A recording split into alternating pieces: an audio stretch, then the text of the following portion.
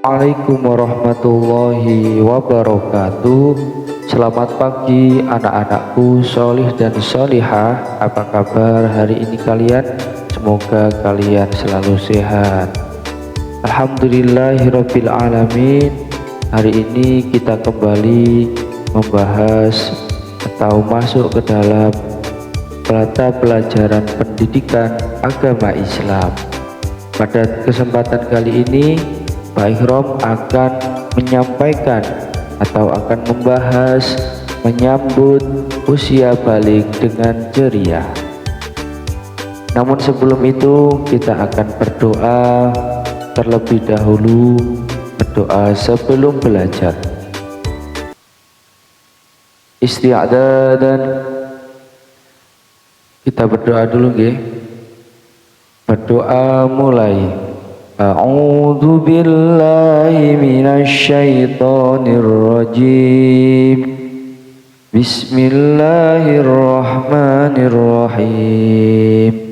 Rabbi shrah li sadri wa yassir li amri wahlul 'uqdatam min lisani yafqahu qawli. Raditu billahi rabba wa bil islami dina wa bi muhammadin nabiyya wa rasula. Rabbi zidni ilma warzuqni fahma bi rahmatika ya arhamar rahimin.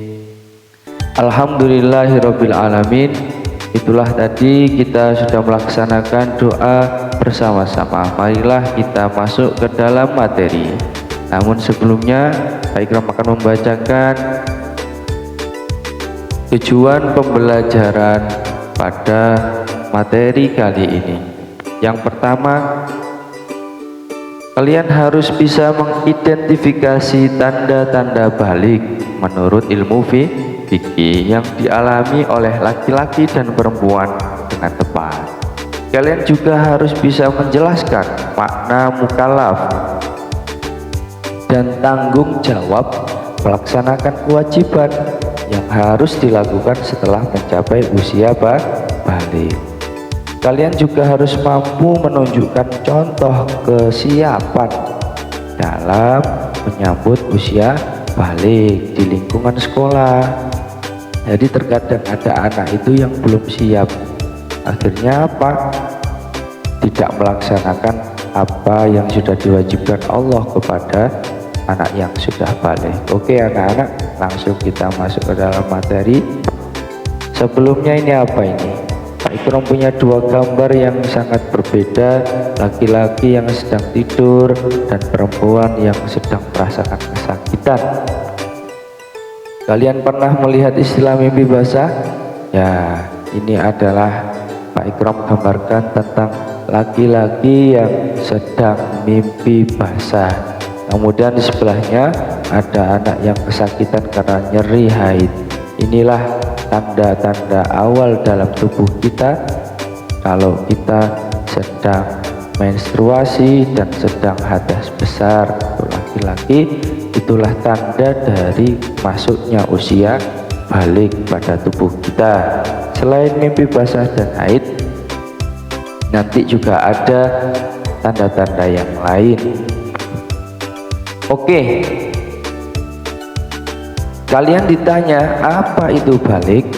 Jawabannya adalah balik adalah usia ketika anak-anak mulai memahami tanggung jawab dalam beribadah. Pada usia ini mereka diharapkan dapat melaksanakan kewajiban agama seperti sholat, puasa. Menyambut usia balik berarti siap untuk menjadi lebih dewasa dalam berperilaku dan beribadah serta memahami nilai agama dengan baik. Nah, kemudian tanda-tanda balik bagi laki-laki. Balik usia tadi ya sudah dijelaskan di awal.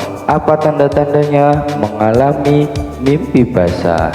pertumbuhan rambut di area tertentu, dan suara yang mulai berubah menjadi besar bagi laki-laki.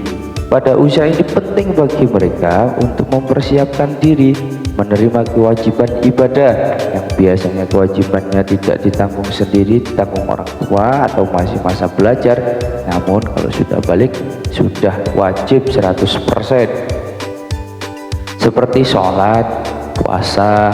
Dan dengan memahami tanda ini, anak laki-laki dapat tahu atau mempersiapkan diri yang lebih baik dalam melaksanakan atau bertanggung jawab menjalankan agamanya. Bagi perempuan apa, Pak? Nah, ini tanda balik bagi perempuan. Yang pertama tanda balik yaitu menstruasi. Kemudian itu yang dilaksanakan atau dialami pertama kali. Selain itu mereka mulai merasakan perubahan fisik, emosionalnya tidak tentu, biasanya tantrum atau sering galau, seperti perkembangan tubuh dan perasaan yang lebih matang. Pada usia ini penting bagi perempuan untuk memahami kewajiban beribadah seperti sholat serta puasa, berperilaku baik di lingkungan sosial dan keluarga. Memahami tanda-tanda ini bisa menyambut usia balik dengan baik atau lebih dewasa lagi. Oke, selanjutnya kita akan tahu apa-apa ibadah yang sebelumnya hanya bersifat belajar, namun kali ini harus wajib 100% dilakukan oleh anak yang balik. Harus tanggung jawab ya. Ini yang pertama adalah sholat fardu, yaitu sholat 5 waktu, duhur, asar, maghrib, isya, subuh, tidak boleh bolong-bolong. Yang kedua, puasa Ramadan yang biasanya anak-anak lakukan selama 1 tahun itu dilakukan 1 bulan penuh, dan kemarin-kemarin kalian masih ada yang, Pak, saya tidak kuat, saya akan mokel. Nah, itu tidak diperbolehkan jika kalian sudah balik. Jika itu terjadi, kalian harus mengganti di lain hari selain bulan Ramadan. Yang ketiga, menutup aurat. Menutup aurat adalah kewajiban bagi setiap muslim, baik laki-laki maupun perempuan, untuk menjaga kehormatan diri. Ini namanya cinta pada diri sendiri. Puasa Ramadan adalah bentuk cinta kepada bulannya Allah, dan sholat fardu adalah bentuk cinta kepada Allah dan Nabi-Nya. Itulah cinta kita diwujudkan dalam perbuatan. Selanjutnya, sholat fardu dijelaskan satu-satu ya. Bentuk ketaatan kepada Allah penting untuk sholat secara rutin agar kita menjalin hubungan baik dengan Allah. Jadi sholat ini bukan main-main atau bukan untuk bercanda, bukan untuk kesempatan ketemu sama teman dan bercanda. Sholat adalah bentuk kewajiban atau ketaatan seorang muslim kepada Allah Subhanahu wa Ta'ala. Sholat dilakukan 5 kali sehari, tidak boleh dikurangi. Pak, subuh saya tidak bisa bangun. Harus sekarang, kalau sudah balik silahkan bangun lebih awal karena kalian sudah dewasa. Yang kedua yaitu puasa Ramadan. Puasa Ramadan adalah waktu sangat istimewa bagi umat Islam untuk menahan diri dari makan minum. Bukan hanya itu, juga menjaga kehormatan dari fajar hingga senja. Selain memahami menahan hawa nafsu, puasa juga mengajarkan kita pentingnya disiplin. Disiplin mulai pagi menahan sampai sore atau sampai terbenam matahari, dan empati terhadap orang yang kurang mampu. Seperti kita melihat saudara kita di Gaza, kita akan merasakan yang sama dengan yang dirasakan mereka. Kemudian meningkatkan pendekatan kita dengan Allah melalui ibadah dan doa. Di bulan Ramadan, ibadah kita ditingkatkan atau dilipat gandakan pahalanya oleh Allah, dan doa-doa kita akan dikabulkan oleh Allah Subhanahu wa Ta'ala. Kemudian menutup aurat. Nah, ini ada gambar mbak-mbak yang menutup aurat atau pakai kerudung jilbab adalah kewajiban bagi setiap muslim perempuan. Ini bertujuan untuk menjaga kesopanan dan kehormatan diri. Bagi perempuan, aurat mencakup seluruh tubuh kecuali wajah dan telapak tangan. Sementara bagi laki-laki, aurat adalah bagian antara pusar hingga lutut. Dengan menutup aurat, kita menunjukkan rasa hormat kepada diri sendiri dan orang lain, serta juga rasa hormat kepada Allah Subhanahu wa Ta'ala. Ini adalah bentuk cinta kita kepada diri kita sendiri atas nikmat Allah. Kita lanjutkan. Menjaga kebersihan. Inilah cinta dengan kebersihan. Menjaga kebersihan ini yang pertama adalah mandi. Mandi adalah cara menjaga tubuh tetap bersih segar. Dengan mandi secara rutin, kita menghilangkan kotoran, kuman yang dapat menyebabkan penyakit. Pastikan kita mandi minimal 2 kali sehari untuk kesehatan yang baik. Yang kedua, mandi juga disertai dengan menggosok gigi. Sangat penting untuk menjaga kesehatan mulut. Dengan menyikat gigi 2 kali sehari, kita dapat mencegah gigi berlubang dan masalah gigi lainnya. Kemudian dianjurkan menggunakan pasta gigi yang mengandung fluoride. Jadi kalau kalian beli di supermarket, dilihat komposisinya ada fluoride apa enggak, atau perlindungan yang lain. Cuci tangan penting dengan sabun dan air mengalir, jangan dikobokan ya. Ini adalah langkah penting untuk mencegah penyebaran kuman atau masuk ke dalam tubuh kita. Lakukan sebelum makan, setelah dari toilet.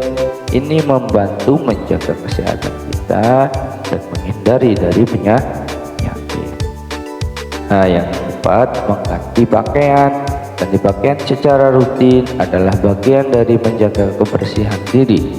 Pakaian yang bersih membuat kita merasa segar dan nyaman. Pastikan untuk mengganti pakaian setelah berolahraga atau berkeringat agar tetap bersih dan sehat. Inilah contoh-contoh atau aplikasi kita untuk menjaga diri, cinta kepada diri, cinta kepada kebersihan. Oke, kita lanjut. Setelah fisik yang kita jaga, kita beralih ke menjaga hati. Yang pertama, hormat kepada orang tua. Ini penting dilakukan. Kewajiban bagi orang yang sudah balik selalu mendengarkan nasihat mereka dan memberi mereka perhatian. Dengan berbuat demikian, kita menunjukkan rasa kasih sayang dan penghargaan kepada orang tua. Menyayangi yang lebih muda. Selain menyayangi orang yang lebih tua, kita juga dianjurkan menyayangi orang yang lebih muda atau adik kelas kita. Kalau di sekolah, kalau di rumah adik kandung atau anak tetangga yang lebih kecil. Dengan bersikap baik, kita dapat menciptakan lingkungan yang penuh kasih sayang. Berbicara baik, nah ini sangat banyak dialami anak-anak yang menggunakan kata-kata yang kurang baik. Menggunakan kata-kata yang baik dan sopan saat berbicara kepada orang tua atau orang lain sangat penting. Menciptakan suasana yang nyaman dan menghindari konflik. Apa itu konflik? Masalah. Kita harus berusaha untuk berbicara lemah lembut. Jika kita emosi, maka kita lebih baik diam ya. Jangan berbicara, nanti malah menjadi salah. Kemudian tidak berbohong. Allah atau Nabi Muhammad juga sudah memberi contoh kejujuran nilai yang utama. Berperilaku sopan juga, kita harus selalu mengatakan yang sebenarnya, karena kebohongan dapat merusak kepercayaan orang lain terhadap kita dan menciptakan masalah hari kemudian. Kita lanjut. Cinta kepada diri sendiri atau menjaga kehormatan dengan bertanggung jawab dalam kehidupan. Allah sudah memberi kita hidup, maka bertanggung jawab adalah salah satu sikap yang sangat penting bagi kita, terutama saat menyambut usia balik. Saat kita belajar dengan rajin, mengerjakan PR, dan membantu orang tua, kita menunjukkan bahwa kita dapat diandalkan. Sikap ini tidak hanya membuat kita menjadi pribadi yang lebih baik, tapi juga membantu lingkungan sekitar kita. Setiap tindakan kecil yang kita lakukan, seperti membantu di rumah, adalah langkah menuju kedewasaan dan tanggung jawab yang lebih besar. Mari kita semua berusaha untuk menjadi anak yang bertanggung jawab. Hal kecil saja seperti setelah mandi kita mengembalikan handuk kepada tempatnya, setelah bangun tidur kita rapikan tempat tidur kita. Itu adalah bentuk dari tanggung jawab seorang anak. Nah, ini sikap kita bagaimana menyambut usia balik dengan positif. Usia balik adalah tanda penting dalam kehidupan seorang anak, di mana mereka mulai mempersiapkan diri menjadi remaja. Pada momen ini, anak-anak diajarkan untuk meningkatkan tanggung jawab dan melakukan ibadah dengan lebih baik. Dengan menyambut usia balik secara positif, anak-anak akan memahami kewajiban beribadah, menjaga kebersihan diri, dan berperilaku sopan. Mari kita bersama-sama belajar bagaimana cara menyongsong masa depan dengan baik dan penuh semangat. Jika seorang anak muda mulai dari hari ini tidak bertanggung jawab dan tidak menjaga dirinya dengan baik dan tidak menjaga kewajiban agamanya, apa akan terjadi kehidupan yang baik di kemudian hari? Apa akan terjadi generasi yang hebat di masa depan? Bagaimana kabar di masa depan di 5 tahun yang akan datang? Bayangkan, jika semua anak tidak menjaga dirinya, maka hancurlah dunia ini. Na'udzubillah min dzalik. Maka kita harus cinta kepada ciptaan Allah, yaitu diri kita sendiri. Nih, rangkuman atau diskusi tentang berbagai aspek menyambut usia balik yang menyenangkan. Pengertian balik adalah usia di mana kita mulai bertanggung jawab atas ibadah. Tanda-tanda balik bagi laki-laki yaitu mimpi basah atau bahasa Arabnya ikhtilam, perubahan fisik dan emosional yang terlihat. Namun bagi perempuan agak berbeda, mulai haid, perubahan fisik dan mental. Kewajiban setelah balik termasuk sholat, puasa, dan perilaku baik sebagai umat muslim. Itulah anak-anakku yang solih dan solihah, penjelasan tentang menyambut usia balik. Terima kasih dan sampai jumpa pada kesempatan di lain waktu. Subhanakallahumma wa bihamdika, nasyhadu an la ilaha illa anta, astaghfiruka wa natubu ilaik. Wassalamualaikum warahmatullahi wabarakatuh.